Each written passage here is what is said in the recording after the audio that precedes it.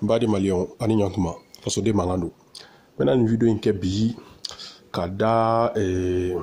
mɔgɔ dɔ ka waleya dɔw kan toujours a bɛ taa an ka vidéo laban in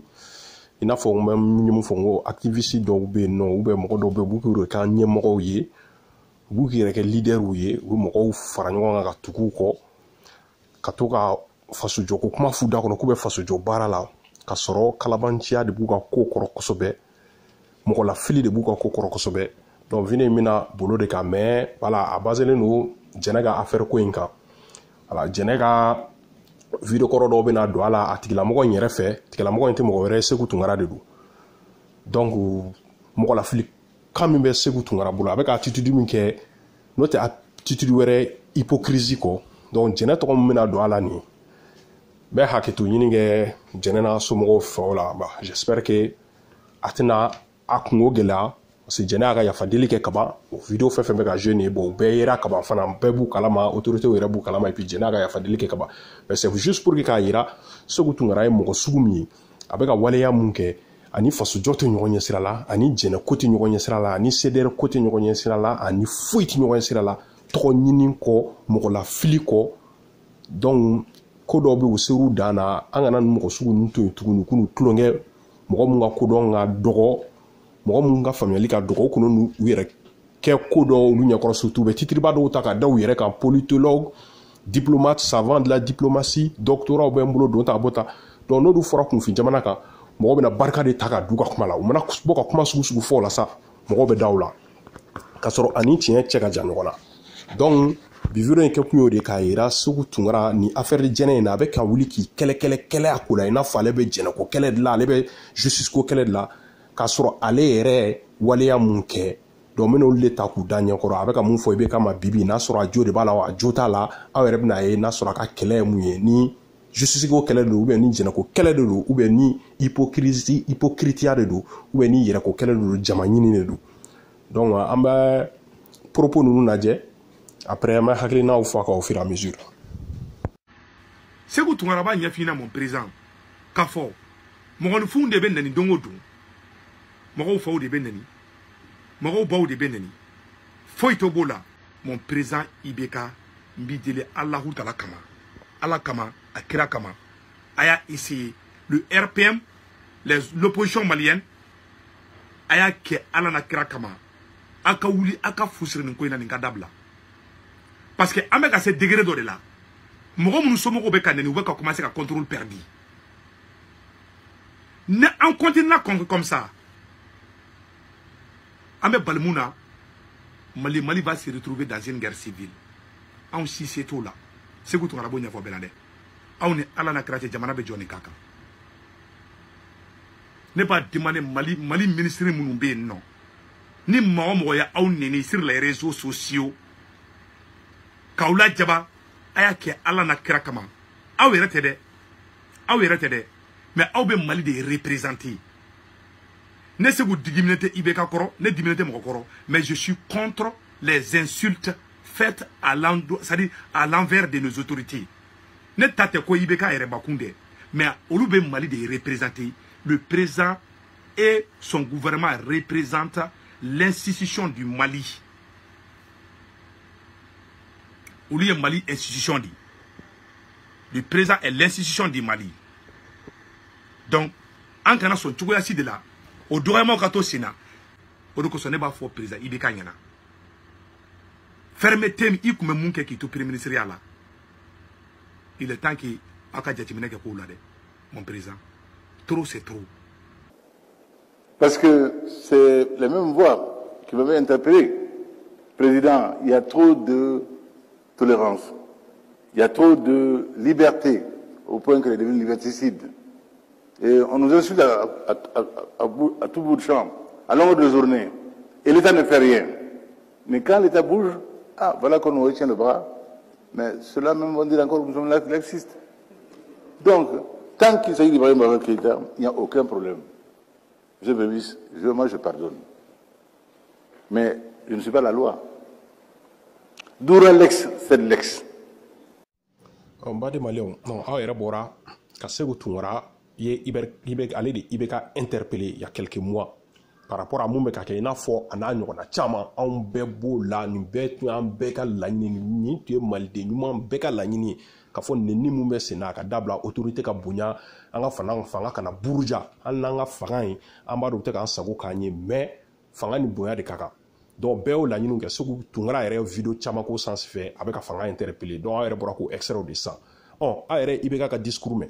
c'est vrai que ni IBK ka yafa deli fɔlɔ in na mais a ye mun fɔ silamɛw ɲɛkɔrɔ alimamuw ɲɛna en tout cas misiri la après a bɛ ka mun fɔ kɛnɛ dɔ in kan tuguni i b'a fɔ k'a bɛ ka kuma fila fɔ mais kuma filanan a bɛ k'o fɔ yɔrɔ min na audience min ɲɛfɛ a tɛ k'a fɔ gansan mɔgɔ dɔw tun b'o jama in na ye notamment Makiba tun b'a la silamɛw tun b'a kɛnɛ kan ye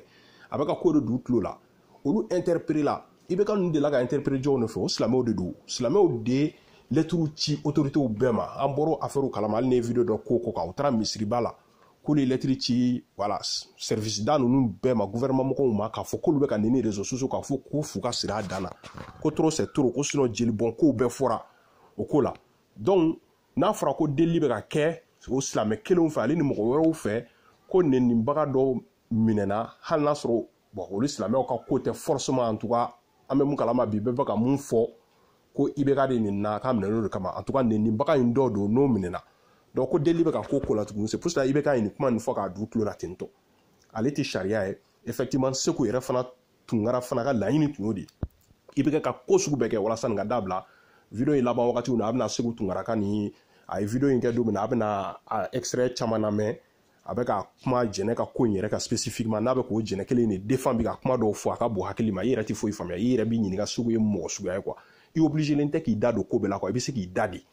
i b'i da de quoi jago a tɛ défend ye n'e ma jɛnɛ défend a tɛ foyi fara kan a tɛ foyi b'i la a tɛ foyi fara jɛnɛ kan a tɛ foyi bɔ jɛnɛ ka affaire la n'a ma dɔ yɛrɛ fara a gɛlɛya kan jɛnɛ y'a ka yafa deli kɛ ka ban ne fɛ o bɛ bɔli kɛ IBK ko k'a yafara n'a ye nin kuma in fana fɔ nin audience in ɲɛfɛ a bɛ k'a fɔ kun de kama voilà parce que ni ye nin kɛra a kɛra ka da yɛrɛ ka laɲini de kan a de ko fanga la gosira k'an ka ko dɔ kɛ donc laisser aller kɛra kojugu donc o waleyaw de bɛ ka kɛ sisan nɔ maintenant IBK bɛ ka kuma ka t'o sens de fɛ ka an yɛrɛ ka kumakan an ye laɲini mun k'u fɛ walasa k'o dɔw la sabati ten maintenant an ɲɛ bɛ Segu Tunkara la a bɛ ka kuma suguya mun fɔ voilà IBK don yan fɛ IBK bɔ a tɛ mɔgɔ lamɛn a tun b'a deli k'a ka kuma foyi bɔ a sira fɛ a k'a kɛ tan a k'a bɔ tan k'a sɔrɔ laɲini de kɛra IBK fɛ n'a bɛ k'o kuma in lawaleya parce que jugo bɛɛ de dar'u la k'u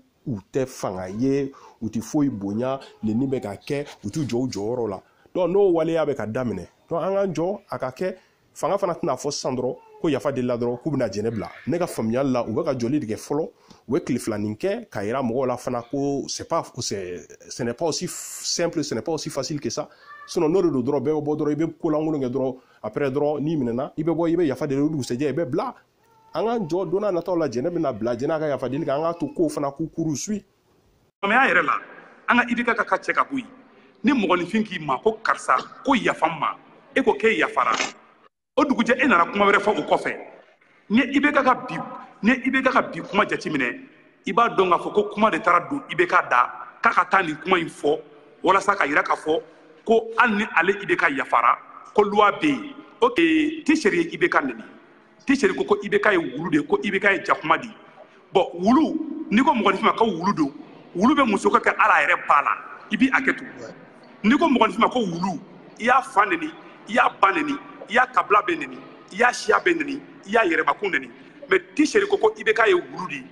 wulu o bɛ bo kɛ diɲɛ bɛɛ ɲɛna a julankolon don a lankolon bɛ ye hali wulu bɛ ja ba fɛ donc T-Seri ye IBK wele u la T-Seri ma don kaso la dɛ jɛnɛ Sogodogo min ye IBK ba nena ma IBK yɛrɛ neni ma IBK ba dɔrɔn de neni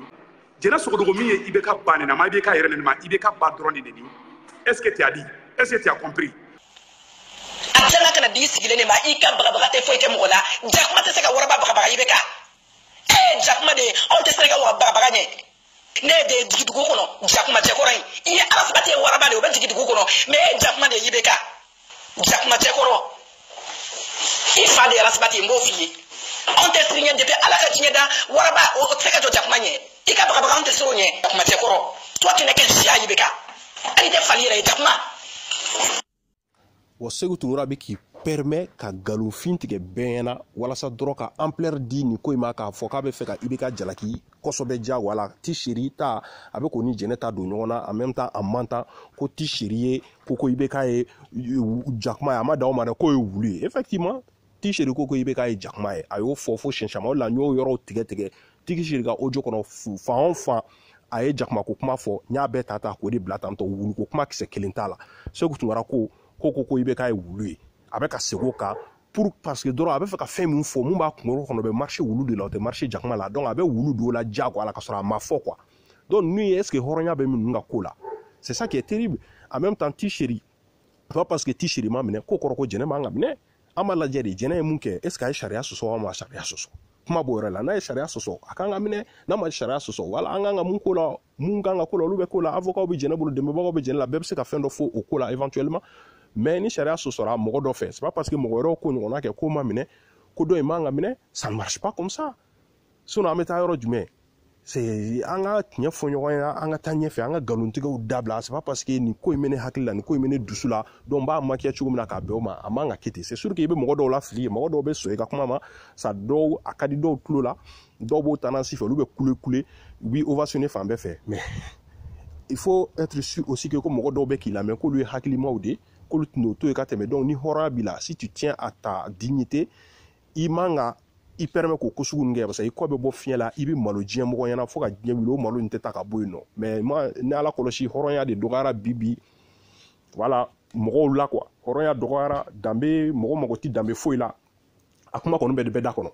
an ka danbe an ye hɔrɔn de ye an don yan fɛ an bɔ yan fɛ voilà mais kɛwale la fɛn wɛrɛ de bɛ kɛ mun yɛrɛ ka bon hakili ma a yɛrɛ bɛ tila ka Seku ka video extrait in lamɛn sa a yɛrɛ bɛ ka mun fɔ jɛnɛ ko la ko mun tun kan ka kɛ jɛnɛ la ani nɛninikɛlaw la notamment a bɛ kɛ base jɛnɛ de ka k'a kan donc a ka bon hakili ma k'o tigilamɔgɔ kelen o ka tila ka bɔ ka kɛ nin kuma sugu fɔli IBK ma alors que bon jalaki yɔrɔ tɛ IBK la nin ko in na an ka tiɲɛ fɔ a la IBK ka di ye o a man di ye o jalaki yɔrɔ tɛ IBK la nin ko in na parce que IBK n'a fait qu'écouter le peuple. Alors, il n'a fait qu'écouter le peuple. A y'an de lamɛn an yɛrɛ ye mun fɔ notamment e Seku Tunkara yɛrɛ y'a interpellé vidéo la siɲɛ caman an yɛrɛ bɛɛ tun ka laɲini mun o de kɛlen filɛ nin ye maintenant yafadeli kɛra jɛnɛ minɛna a diyara mɔgɔ caman ye fɛn fɛn b'i faso fɛ a diyara bɛɛ mais maintenant voilà hinɛ bɛ yen nɔ jɛnɛ bɔra ka yafadeli kɛ puis ni yafadeli kɛra mɔgɔ bɛ yafa surtout ko min kɛlen filɛ nin ye mɔgɔ faga tɛ crime ba tɛ donc yafa bɛ se ka k'a ma a bɛ se ka bila mais an k'a to procédure ka u ka cours suit jɛnɛ bɛ bila a bɛ bila e ka kulekulu tɛn'o kɛ mɔgɔ ka kulekulu tɛn'o kɛ voilà mun kan ka kɛ o bɛ kɛ jɛnɛ bɛ bila et puis a bɛ taa a ka denbaya kɔrɔ an ka fara ka tulu bɔn tasuma sanfɛ quoi a bɛ ka tulu de bɔ tasuma sanfɛ k'aw yɛrɛ kɛ jɛnɛ lafasabaga ye ka sɔrɔ a bɛ ka jama de ɲini ni jɛnɛ tɔgɔ ye a ka video ka fila aw tɔgɔ ka bɔ dɔrɔn alors que voilà jɛnɛ de bɛ degun na bi in na ça ne sert à rien. Donc ni justice ko de do maintenant an b'a fɛ ka ɲini k'a dɔn IBK yɛrɛ fɛ en tant que un président de la République n'ale b'a fɔ yɔrɔ yɔrɔ k'a fɔ k'a ma k'ale yafara ça veut dire c'est comme si i n'a fɔ comme a kan k'a fɔ de k'a fɔ ko n ye jɛnɛ Sogodogo n y'a gracier a b'a bila parce que Balakale ka kuma senfɛ a y'a yira de k'a fɔ k'a ma ko an balimamuso dɔ bɛ kaso la Ibrahima Boubacar Keita an b'a fɛ i k'a labila mais ale ye kuma yɛrɛ kɛ k'a kɛ nani sugu ye ka tila ka loi ko bila o kɔfɛ comme yɛrɛ y'a fɔ cogo min na n'a sɔrɔ ni loi ko n ko cɛkɔrɔba in a dalakan tɛ bato a dalakan tɛ bato i ma Buye tigɛlen yan na e ma Buye t'a fɛ yan Buye ye sɔn fɔ IBK la a bɛɛ ye tiɲɛ de ce n'est pas un homme de parole Ali Wage i ka kumalatigɛ tɛ dɛ Ali Wage hali Amérique yan nɔ o ye diɲɛ jamana bɛɛ de ye président de la République bɛ se ka hali mɔgɔ fagala labɔ kaso la k'a gracier o bɛ kɛ diɲɛ yɔrɔ bɛɛ la ni ne maliyɛn jeune kunkolofin kunfin lagalakatɔ dɔw sigilen ko IBK ye kuma fɔ k'o ye tiɲɛ de ko loi b'a baara kɛ e jamana jumɛn ko président ka tɛ bila hali Amérique ye sariya jamana ye démocratie yɛrɛ Amérique na Trump b'a fɔ ko ka mɔgɔ dɔ bila o bɛ bila a bɛ gracier président ba san o san mais mɔgɔ mana IBK défendre ko la n b'a bɛɛ bloquer tout de suite parce que u tɛ justice dɔn u t'a dɔn u bɛ ka mun yɛrɛ fɔ wa c'est énervant et puis c'est choquant aussi i bɛ hakɛ to kan i bɛ se ka kuma quoi Seku i ka kumalatigɛ tɛ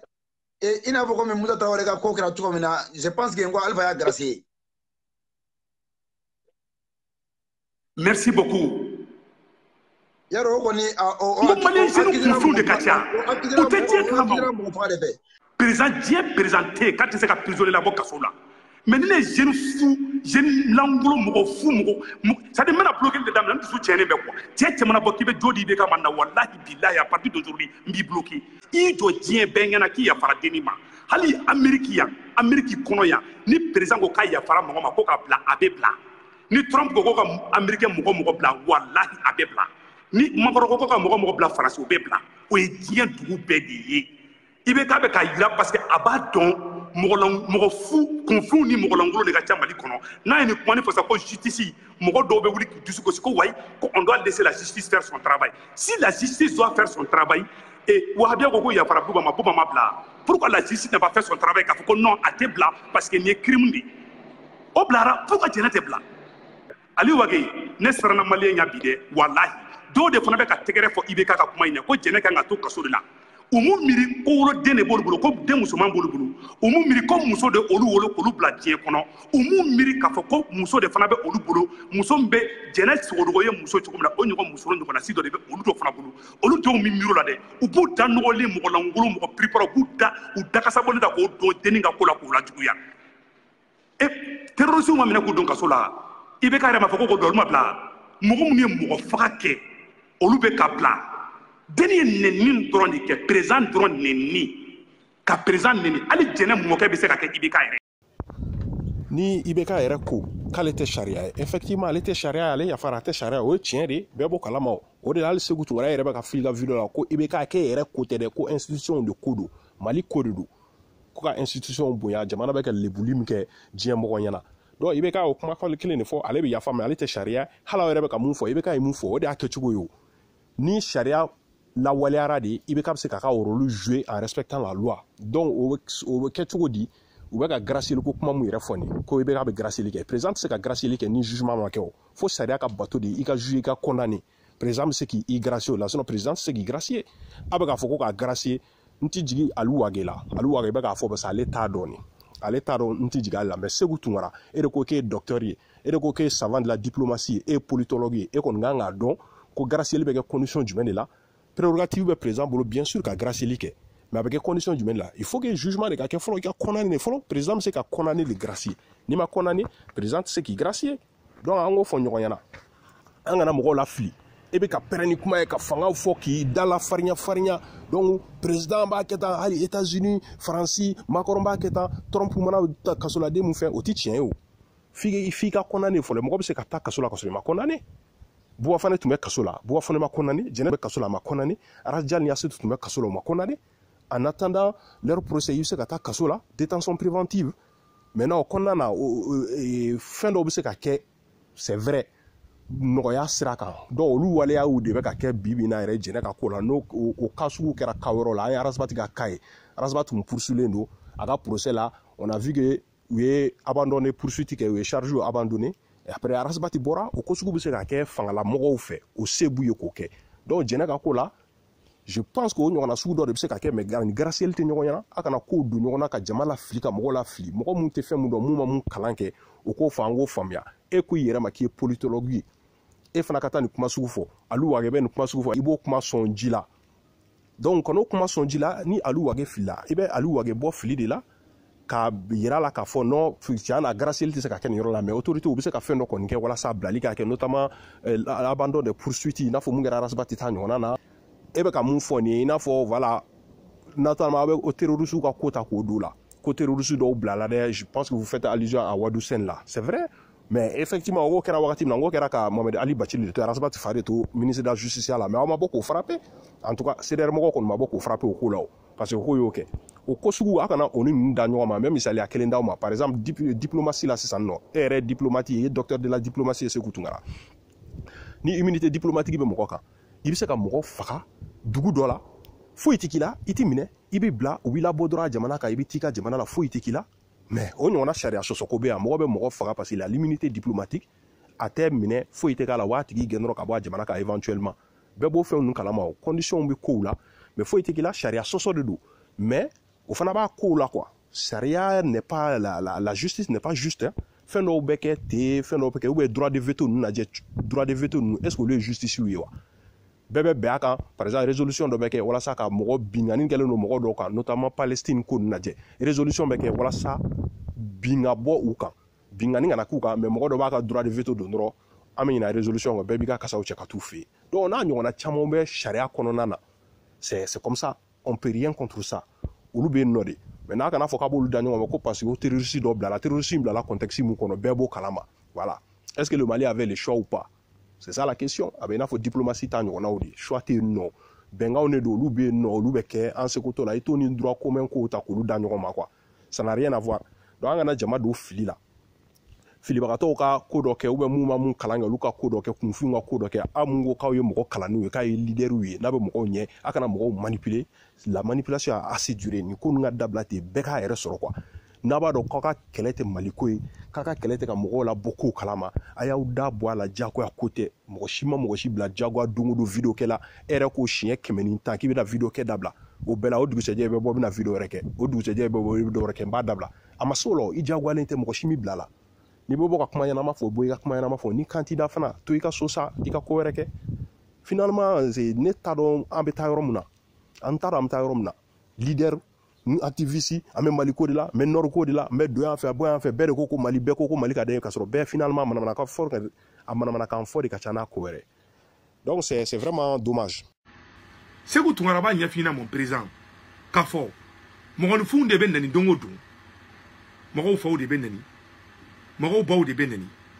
foyi to b'o la ne Sékou Tounkara bɛ fɛn dɔ kala aw yɛrɛ ni ne ka jɛ k'o lamɛn ɲɔgɔn fɛ comme ça an kan ka commentaire min ko kɔrɔ an b'o ko kɔnɔ donc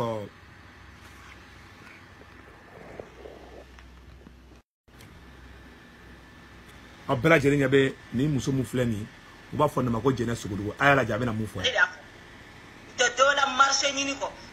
yefele kani filɛ nin n'u taara o fɛ n ko b'i bolo d'u ka kulusi de kɔnɔ ka sɔrɔ ka marché d'u ma silamɛw ka ɲɛmɔgɔ ministre an ba bɛ kalama muso ye wele yan nɔ ko n ka video ka kama n ko n ka video ka kama pourquoi a b'a bolo de ka kulusi kɔnɔ yɔrɔ ma ne tun bɛ yan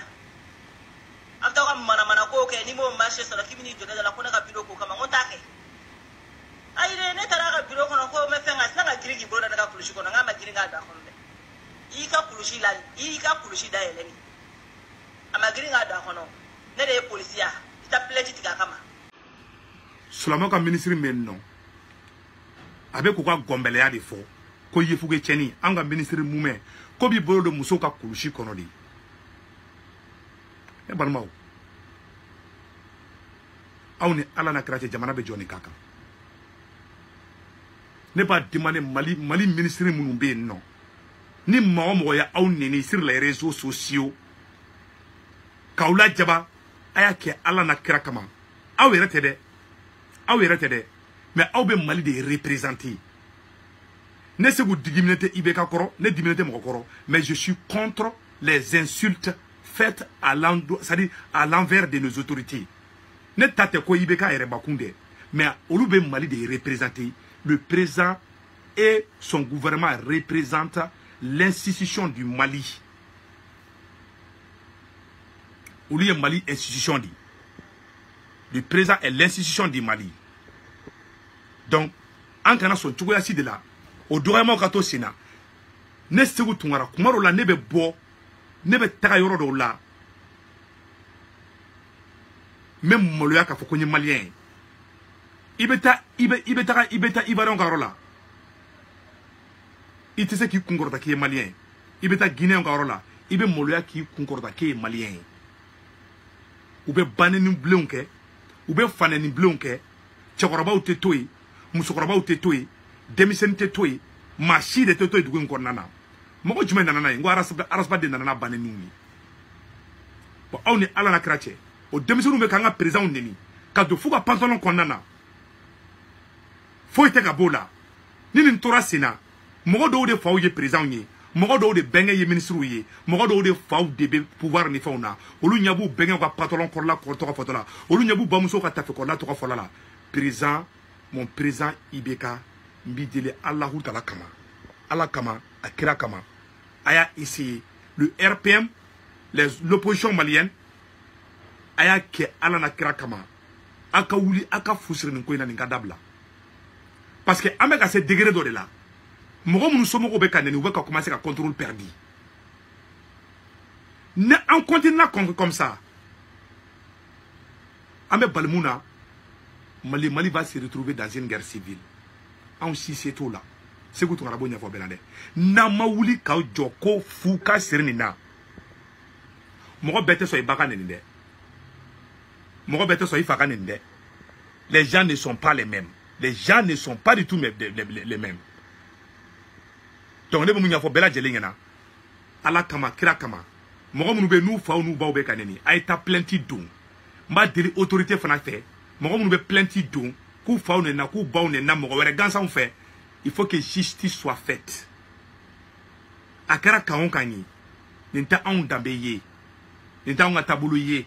Ni manga jamana nakashide. Kanga jamana na sikin kofe. Donc, ne me mounia fo bela jelingena. Ni biga gouvernement critiqué, tu le fais avec respect. Ni biga député critiqué, ni biga mo critiqué, aya ke respect. Se vous tongara commandier, se vous yo kuma mon fo ne maçon, nani prévuye. Na akla horonya odi. Mais akana mo fa ni sa, akana mo ba ni sa. Akana ere ne nka ko be daneka.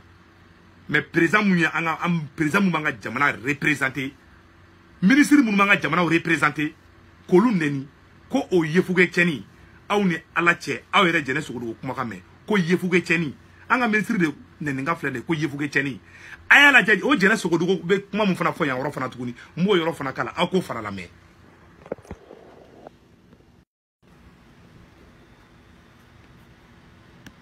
Aïdara, il y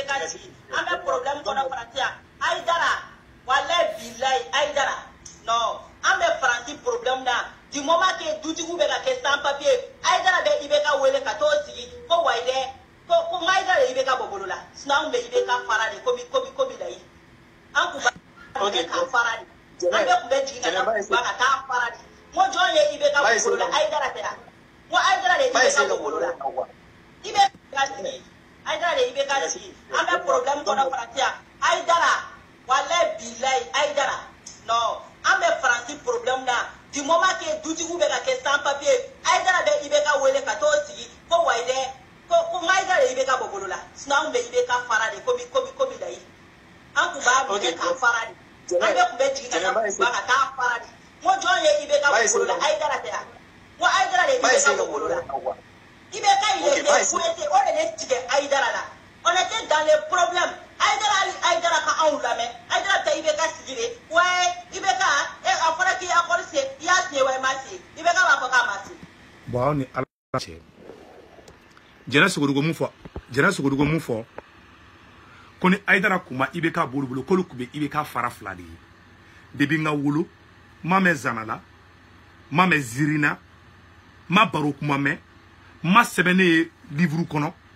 ma dessin à la dessin animé ma ye filmuna ma ye théâtre la ma baro kuma me hala galontika kuma ma me folo ko mo bise ki jota njukwala ke ika président contre ko neni tanjukwala ko foi ma bo ula ibeka ni eko kebe ni bemunyu eteka munyu ebeka munyu yere de mais ebeka nga jamana eka ni munyu ni ne mai mali image de ma fere de kanga teke mo munu beka ni kolangolo nke ul mo que justice soit faite. C'est pas Ibeka même en personne. C'est pas Ibeka même en personne. Mais c'est Ibeka représente l'institution malienne.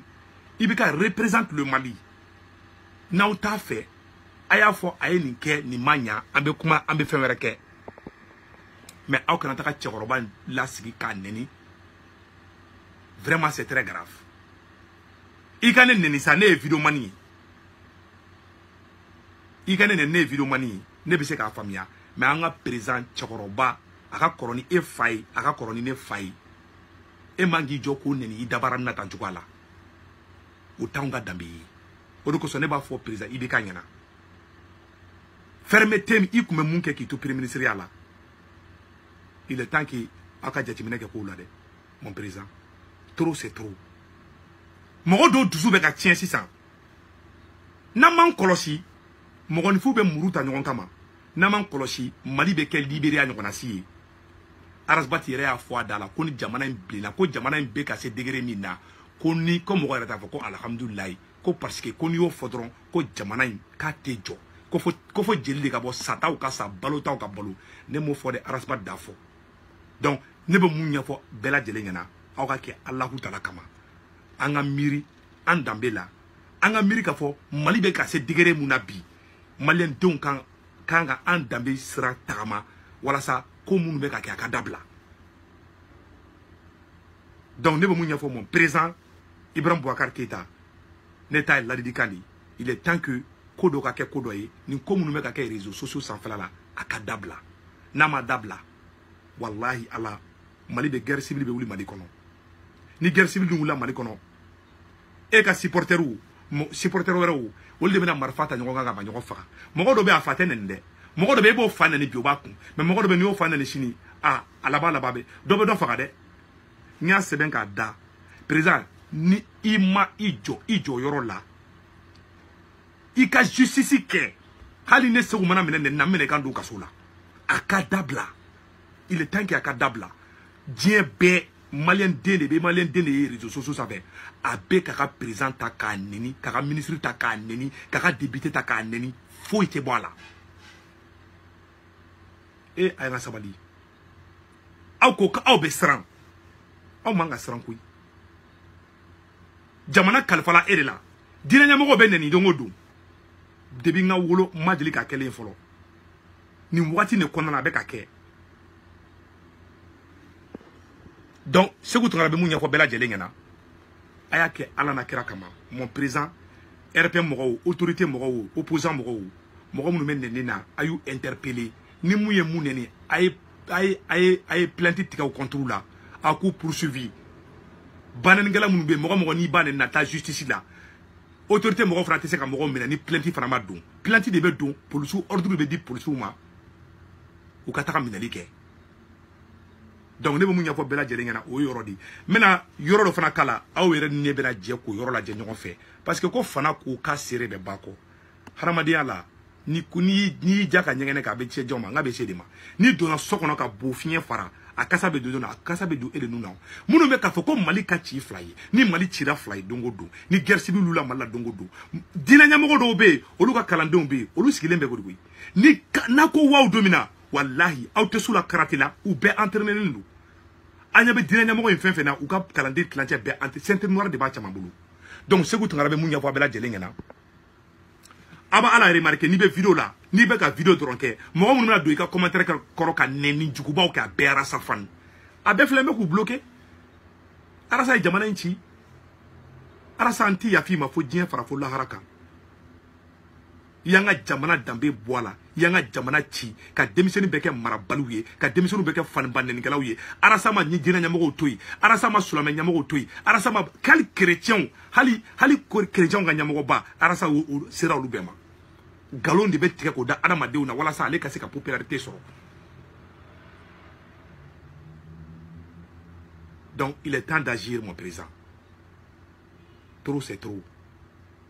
jamana tɛ se ka kɛ ɲɔgɔn ɲɛda filɛ la mɔgɔ minnu b'a fɔ président sabali ye e yɛrɛ bakun de dɛ mais jamana fana sariyaw de bɛ yen e sigilen bɛ ko ka olu de bato il faut qu'olu ka kɛ normal de fana na quoi il faut pas que justice ka taga yan fɛ a ka na yan fɛ donc il est temps d'agir mon président trop c'est trop jamana tɛ se ka kɛ ɲɔgɔn ɲɛda filɛ la mɔgɔ minnu b'a fɔ président sabali ye e yɛrɛ bakun de dɛ mais jamana fana sariyaw de bɛ yen e sigilen bɛ ko ka olu de bato il faut qu'olu ka kɛ normal de fana na quoi il faut pas que justice ka taga yan fɛ a ka na yan fɛ sabali ye e yɛrɛ bakun de dɛ mais jamana fana sariyaw de bɛ yen e sigilen bɛ ko ka olu de bato il faut qu'olu ka kɛ normal de fana na quoi il faut pas que justice ka taga yan fɛ a ka na yan fɛ il faut pas que justice ka taga yan fɛ a ka na yan fɛ il faut pas que justice ka taga yan fɛ a ka na yan fɛ alu wage ne kɔni fana b'a ɲini fɛ i kɔlɔsi voilà nin ti foyi ye quoi ka to ka Segu ta i ka direct sanfɛ a kana kɛ manamana kan foyi ye kuni juti kuma min yɛrɛ la e yɛrɛ bɛ fili kumaw fɔ Segu bɛ to fili kɔnɔna na alors que normalement ale kan k'o dɔn n'a ko k'a ye politologue ni diplomate ale kan ka fɛnw dɔn a tun bɛ se k'i bɔ fili la mais a bɛna manamanakanw fɔ dɔrɔn parce que o bɛ taa o jimi sira fɛ a b'o lamɛn jama la filikan ninnu alors que nin tɛ foyi d'aw ma ni lebu ni lajaba tɛ quoi parce que tiɲɛ t'a kumaw la ani sababa bɛnnen tɛ donc fɛn mun bɛ kɛ ɲɛli sira fɛ an k'olu kɛ tuma dɔw la i b'a dɔn k'i tɛ se ka fɛn dɔ kɛ fɛn dɔ la i b'i da don o kan janni i ka bɔ ka manamanakan fɔ mɔgɔ dɛmɛ c'est sûr que c'est bien i bɛ fɛ ka mɔgɔ dɔ dɛmɛ mais n'i b'a dɔn ko dɛmɛ in i tɛ se ka kɛ tiɲɛ kan dɛmɛ bɛna wolo i yɛrɛ malo la ka dɔ fara i bɛ ka kuma mɔgɔ min tɔgɔ la o kungo kan i b'i da de o fana ka fisa ni a ko tiɲɛni vraiment donc ni ne tun bɛ ne bolo k'a fɔ voilà a bɛ se k'u yɛrɛ ka extrait tɔ ninnu lamɛn ça vous donnera une idée sur la personne Segu ye mɔgɔ sugu min ye a bɛ mun de nɔfɛ a ka laɲini ye mun ye bon CDR mɔgɔw kɔni ne b'a dɔn Segu bɛna o jigila misɛnya hali a tɛmɛ an bɛ ka Segu ta o ka direct la k'a bɔra ko ka Arasa yafa di Arasa fɛ a don ta a bɔ ta Segu bɛna o yɛrɛ ka Arasa gosi aw yɛrɛ y'a prémisse ye fana parce que a kumana a ye kuma caman fɔ a ka kɔsa in na vidéo ninnu kɔnɔna na k'a tɛ tɔgɔ fɔ mais a bɛna tɔgɔ fɔli daminɛ kɔrɔmatigɛli baden kɛra je pense que hakilima kelen-kelenninw b'aw la halisa mais a y'aw sigi a kana lajɛ Segu bɛna bɔrɔntɔli da o kan hali a tɛmɛ aw yɛrɛ b'a faamu donc voilà an bɛ k'an kɔlɔsi dɔrɔn an k'an kɔlɔsi an ka fɔtaw la n'an kɛwalew la ni faso ko de don ni Mali ko de don an ka tiɲɛ fɔ an ka mɔgɔ la fili dabila jamana falen don kunfin na ça c'est vrai n'a y'i diya dɔrɔn i bɛ mɔgɔw latugu kɔ i n'a fɔ ko saga ça c'est une vérité là c'est même pas compliqué mais ni Mali de ka di n'i ka jamana ka di ne fɛ i kan k'i yɛrɛ tanga o ma i ka jamana bonya o ma hali ni kunfinw de don i k'u bonya ko hadamadenw de don ko Mali ko de don mais malheureusement bah an ɲɛ b'a la mun bɛ ka k'an ka jamana kan bi-bi in na voilà bɛɛ b'i servi mɔgɔw la u b'i servi mɔgɔw ka ignorance la mɔgɔw ka sensibilité la dɔrɔn ka jamakulu cɛ ka tugu kɔ pour du n'importe quoi en racontant du n'importe quoi en longueur de journée et c'est vraiment terrible jamana tɛ jɔ nin kan kan quoi